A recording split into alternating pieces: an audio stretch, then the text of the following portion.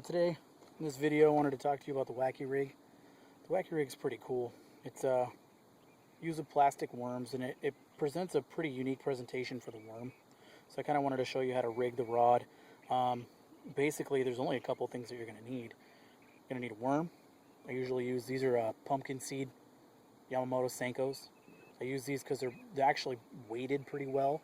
And with the Wacky Rig, you actually don't use a weight. So I like to use these guys. The kind of action we're going to kind of try to create is this action here, kind of a horseshoe shaped, wiggling back and forth. To rig it, you're going to need a worm. The easiest thing to use I've found is Wacky Rig tool. You're going to need some O-rings, these guys here. And then this is optional. You could always use a regular hook, but I picked these up from Walmart for like $1.50, maybe $2. They're Weedless Wacky Rig hooks. These are the best. You throw it into weeds, pull it out, it doesn't get stuck. So I'd recommend picking some of those up. They're pretty cool.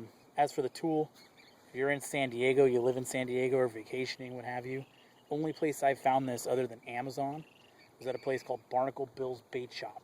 This place is in Lemon Grove. It's right off the freeway, right off the 94. You can pick one up there. So the Wacky Rig is pretty simple with this tool. You just put your worm in the tool, wherever you want to put that O-ring, take an O-ring, slide it over, and wherever you want that O-ring to land, that's going to be where your action comes from, normally in the middle. Just slide it over there. Got an O-ring on your worm. Pretty cool. It's really, really hard to do that without this tool, so I'd recommend picking one up. They're about $7. Amazon, or if you're in San Diego, like I said, Barnacle Bill's, they'll have them there. So you just throw this back in there. And the Wacky Rig's pretty easy. You got your line, Wacky Rig hook, worm with the O-ring on it, and all you do, get this guard out of the way, is you hook, not the worm itself, but through the O-ring, like that. So you're going to get this horseshoe wiggly action going on. Close the weed guard. That's it. That's your Wacky Rig.